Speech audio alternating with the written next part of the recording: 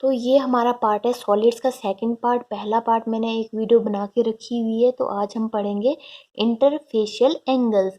जब मैंने आपको यूनिट सेल पढ़ाया, यूनिट सेल में मैंने आपको कहा कि एक यूनिट सेल के प्रॉपर 6 फेसेस होते हैं, 12 एजेस होते हैं एंड 8 कॉर्नर्स होते हैं। दो एडजेसेंट फेसेस जो होते हैं, दो एडजेसेंट फेसेस के बीच जो एंगल होगा उस एंगल को हम क्या कहेंगे? इंटरफेशियल एंगल कहेंगे। फॉर एग्जाम्पल ये क्या हो गया, ये और ये फेस जुड़ा हुआ है, ये और ये फेस जुड़ा हुआ है, तो इन दो फेसेस के बीच जो एंगल आएगा वो एंगल इंटरफेशियल एंगल कहलाएगा। तो वैसे ही करके मैंने यहाँ पे बताया हुआ है। हमने ड्रा किए एक यूनिट सेल, उसको हमने एक्सटेंड किया ताकि आपको एक्सिस भी शो कर सकें। तो एक एक्सिस और दूसरी एक्सिस के बीच जो हमारे पास ये प्लेन है एक्स जेड प्लेन, और दूसरा हम X Y plane, X Z plane और एक्स वाई प्लेन के बीच जो हमारे पास एंगल आएगा वो है गामा एंगल। तो वैसे करके हमारे पास, हम सिंपली प्लेन्स को रहने दीजिए, आपको एक्सिस की बात करके देखिए कि एक्स और वाई के बीच जो भी हमारे पास आएगा, वैसे करके आप अल्फा इस वाले को नाम दे सकते हैं, गामा इसको नाम दे सकते हैं, आपकी मर्जी। ठीक है, तो हमारे पास 3 टाइप के एंगल आ रहे होते हैं, अल्फा, बीटा और गामा करके। तो इसके लिए हमें उन्होंने ला दिया हुआ कि law of consistency of interfacial angles, हमारे क्रिस्टल्स की ये सबसे इम्पोर्टेंट प्रॉपर्टी है। चाहे हमारे पास जो यूनिट सेल कितना ही बड़ा क्यों ना हो, अगर हमारे पास हमारे एंगल्स जो हैं वही स्मॉलर यूनिट सेल के लिए भी होंगे। फॉर एग्जांपल, अगर मैं इसकी जो भी ये लेंथ है, इसकी अगर लेंथ में फॉर एग्जांपल 10 सेंटीमीटर लेके चलती हूँ, ठीक है, अगर मैं लेंथ कितनी लेके चलती हूँ, 10 सेंटीमीटर लेके चलती हूँ, और मैं ये क्यूबिक यूनिट सेल ले रही हूँ जिसमें हमारी लेंथ, ब्रेड्थ और हाइट कितनी है, सेम है, तो क्या करूँगी मैं, उसका एंगल मान के चलती हूँ मेरे पास 90 डिग्री, क्योंकि आगे मैं आपको बताऊंगी हमारे पास क्रिस्टल सिस्टम कितने टाइप के हैं और उसमें आपको एज, लेंथ और एंगल्स का भी बता के रहूंगी। ठीक है, तो ये हमारा क्या है, लेंथ है, और ये हमारे पास एंगल है। एंगल में 90 डिग्री मान के चल रही हूँ। अगर यहाँ पे ये क्यूबिक लेके मैंने एग्जांपल आपको दी क्यूबिक की, और यहाँ पे भी मैं क्यूबिक ही लूंगी, लेकिन इसकी लेंथ में कितनी लूंगी, 5 सेंटीमीटर लूंगी। कितनी, 5 सेंटीमीटर लूंगी। तो अब आप बोलोगे कि अगर मैंने लेंथ, इसकी एज लेंथ चेंज करी तो आपका एंगल भी सेम, आपका एंगल भी चेंज होना चाहिए? नहीं, यही तो हमारा लॉ ऑफ कॉन्सिस्टेंसी कहता है। क्या कहता है कि हमारे अगर हमने क्यूबिक यूनिट सेल लिया है, या रोम्बोहेड्रल लिया है, या टेट्रागोनल लिया है, जो भी यूनिट सेल हमने लिया है, फिर उसकी एज लेंथ हम कितनी भी चेंज करें कोई फर्क नहीं पड़ता, उसका जो एंगल होगा इंटरफेशियल एंगल वो कांस्टेंट ही रहता है। अगर 90 डिग्री है तो वो हम छोटे लेंथ, ब्रेड्थ, हाइट लेंगे, कोई फर्क नहीं पड़ेगा। इसलिए अगर मैंने यहाँ पे 5 डिग्री लिया है, यहाँ पे 10 लिया था, फिर भी हमारे पास एंगल क्या होगा, हमारे पास एंगल होगा 90 डिग्री ही। ठीक है, यही हमारा law of consistency of interfacial angle कहता है। नाउ नेक्स्ट टर्म है हमारे पास contribution of particle per unit cell, कि अगर हमारे पास एक यूनिट सेल में कितने पार्टिकल्स होते हैं।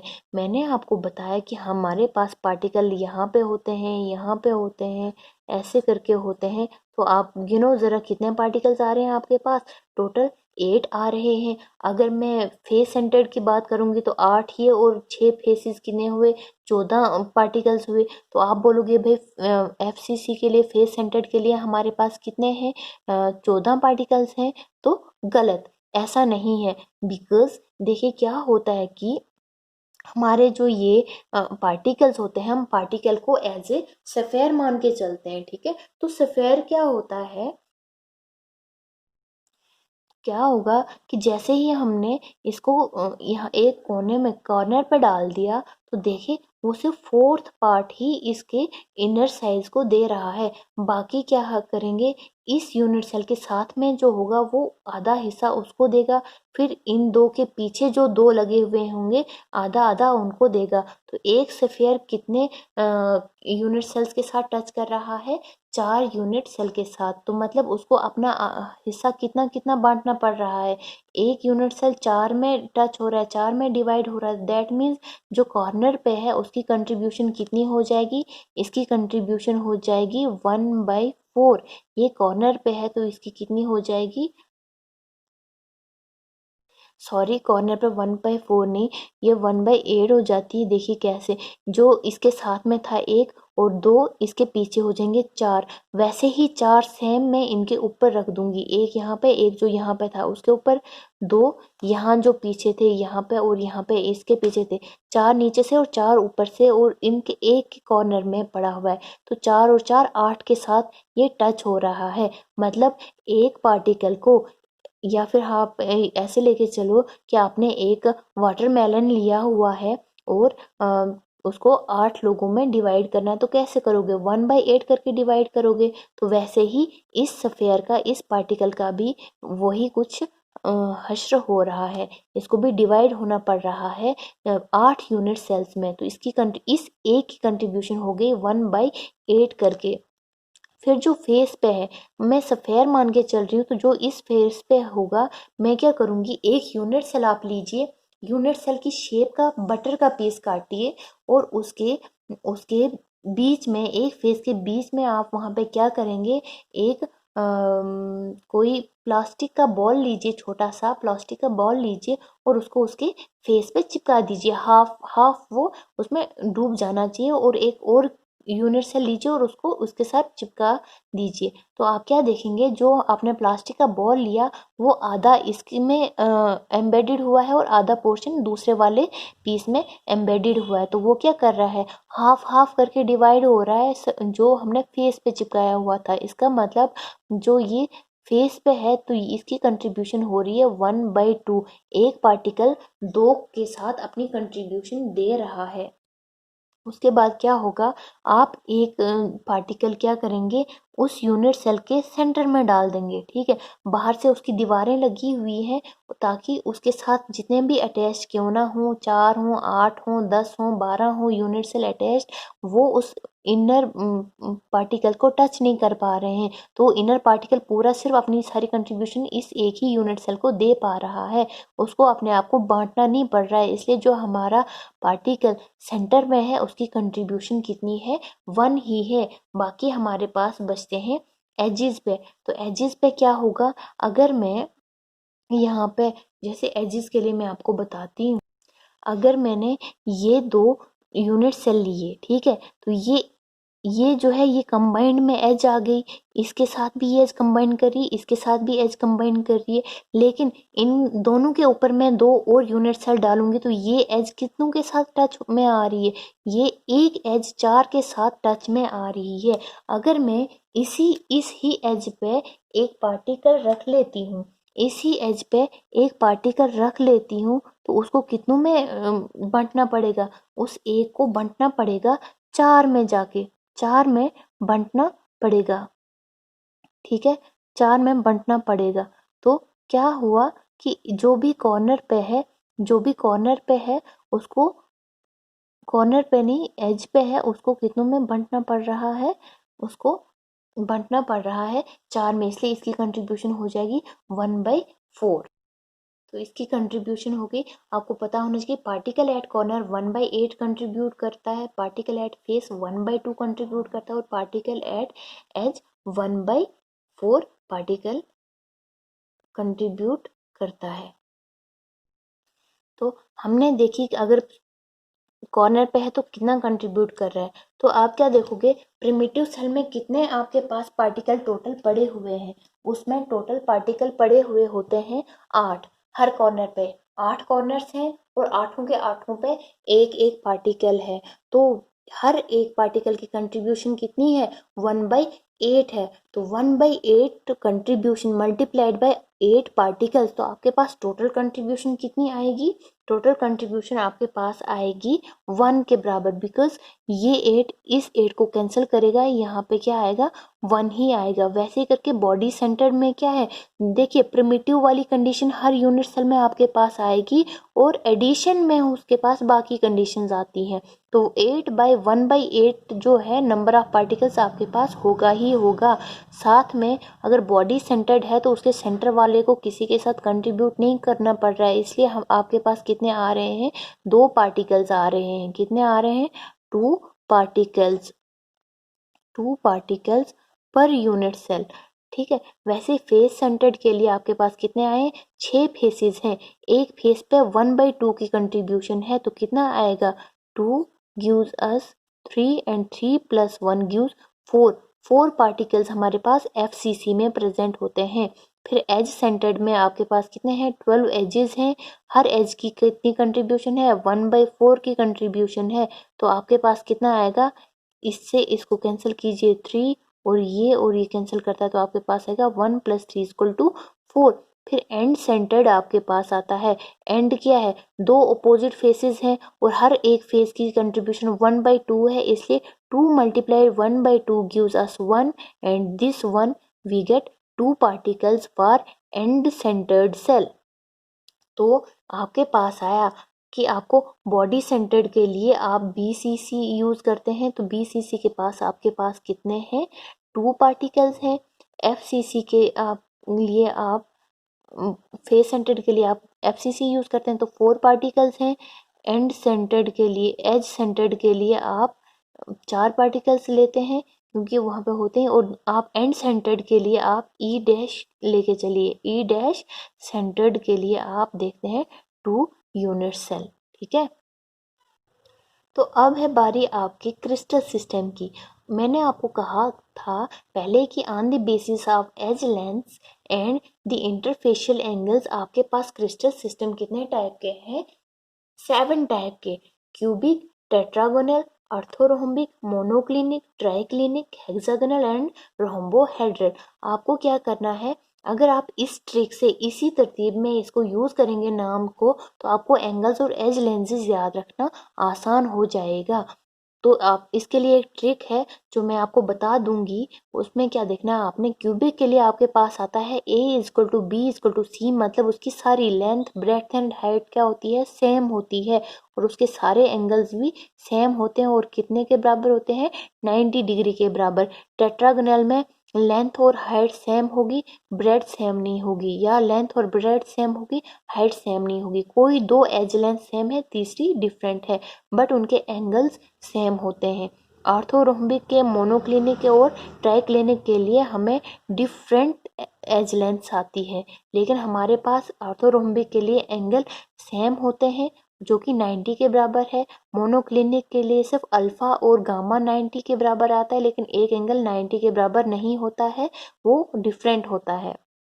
ट्राइक्लिनिक के लिए क्या होता है, हमारे पास ना ही एज लेंथ सेम होती है, ना ही एंगल सेम होते हैं। ये हमारे लिए सबसे एसिमेट्रिकल यूनिट सेल, ये क्या कहते हैं, क्रिस्टल सिस्टम माना जाता है। हेक्सागोनल में 2 सेम होती हैं कोई और तीसरी डिफरेंट होती है, लेकिन इसमें अल्फा और बीटा सेम होते हैं जो कि 90 डिग्री के लिए बराबर होता है, और एक जो होता है 120 डिग्री के बराबर एंगल बनता है। रोम्बोहेड्रल के लिए तीनों बराबर लेंस होती है, एज लेंस तीनों बराबर होती है, एंगल्स भी बराबर होते हैं, लेकिन 90 डिग्री नहीं होती हैं। ठीक है। अब आपको देखना है कि हर क्रिस्टल सिस्टम में कितने ब्रेवियस लेटिसेस आते हैं। मैंने कहा था आपको टोटल कितने ब्रेवियस लेटिसेस हैं, 14। तो गिनिए, 3 2 5 4 9 2 11 3 14। टोटल कितने हैं, 14 ब्रेवियस लेटिस हैं। क्यूबिक सिस्टम में, क्यूबिक सिस्टम में 3 है, सिंपल जिसको आप प्रिमिटिव सेल भी कहते हैं, body centred, face centred. Simple देखिए, सिंपल जो है वो हर एक में पाया जाता है, इसलिए मैं अभी पढ़ाते टाइम नहीं बताऊंगी।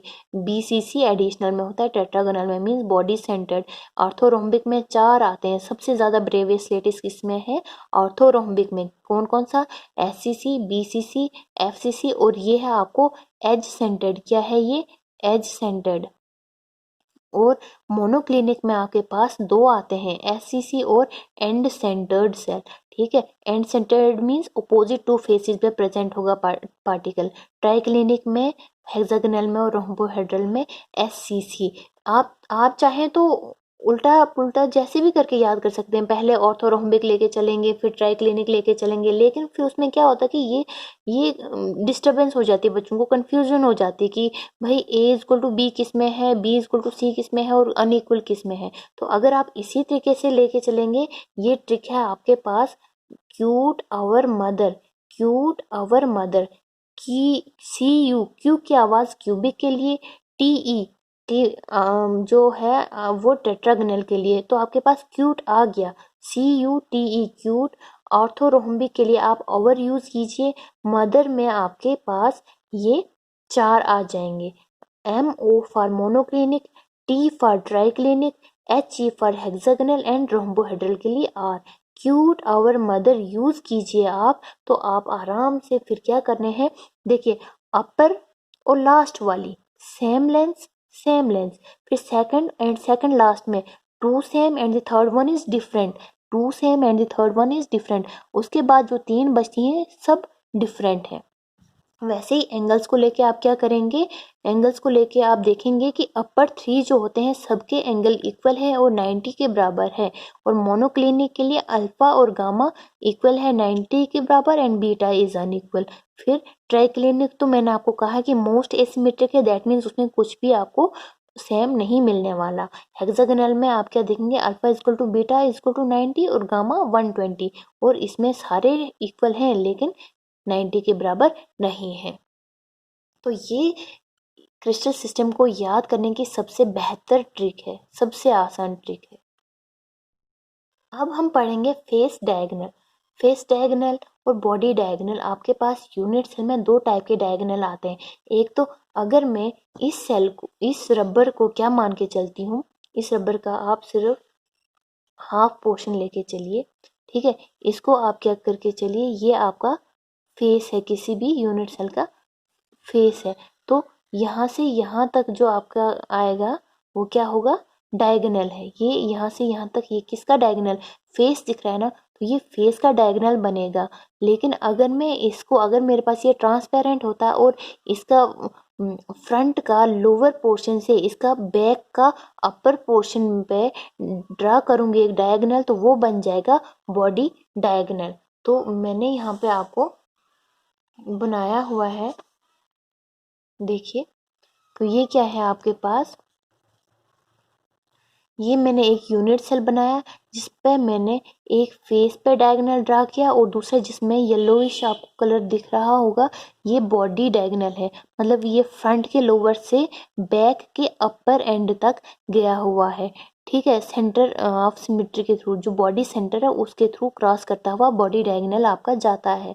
तो ये आपके पास है यहाँ पे ए, ये यहाँ पे बी और सी, एक ट्रायंगल ये बन रही है। जब आपको स्टडी करना होगा फेस डायगोनल, तो फेस डायगोनल के लिए आप स्टडी करोगे ट्रायंगल ए बी सी। और अगर आपको ट्रायंगल, अगर आपको बॉडी डायगोनल पता करना होगा तो आप लेंगे ट्रायंगल ए सी डी, क्योंकि डी से ए तक क्या है, बॉडी डायगोनल है। उसके बाद अगर यहाँ से यहाँ तक आपके पास ट्रायंगल बन जाती है, ठीक है। तो बॉडी डायगोनल के लिए आप पढ़ेंगे ए डी सी और फेस डायगोनल के लिए आप पढ़ेंगे ए बी सी। तो देखिए आपके पास क्या आ रहा है, जब आप ए बी सी ले रहे हैं, ए बी सी, जब आप ए बी सी लेके चल रहे हैं तो आपको क्या मिल रहा है, राइट एंगल्ड ट्रायंगल मिल रही है। क्या मिल रही है, राइट एंगल्ड ट्रायंगल मिल रही है। तो हम क्या करेंगे, हमने टेंथ में पढ़ा है, टेंथ में पढ़ा हुआ है हाइपोथेन्यूस थ्योरम। वो क्या कहता है कि हाइपोटेन्यूस में क्या कहते हैं, hypotenuse is equal to, hypotenuse का square is equal to base का स्क्वायर प्लस हाइट का स्क्वायर। तो हम वहीं पे क्या करेंगे, हमारे जो यहाँ पे हाइपोटेन्यूस है वो क्या है, फेस डायगोनल है, ठीक है। तो A B is equal to base, B C is equal to height and A C is equal to diagonal या फिर हाइपोटेन्यूस आप इसको कहें। तो इसके लिए आप क्या करेंगे, A C square is equal to A B square plus B C square, A C square. अगर मैं इसको क्यूबिक सेल लेके चलती हूँ जिसकी एजेस क्या होती हैं, सेम होती हैं, तो मैं क्या करूँगी, ये ए होगा, ये भी ए होगा, लेकिन हमें ये डायगोनल पता नहीं होगा। तो ए का स्क्वायर प्लस ए का स्क्वायर गिव्स अस 2a का स्क्वायर।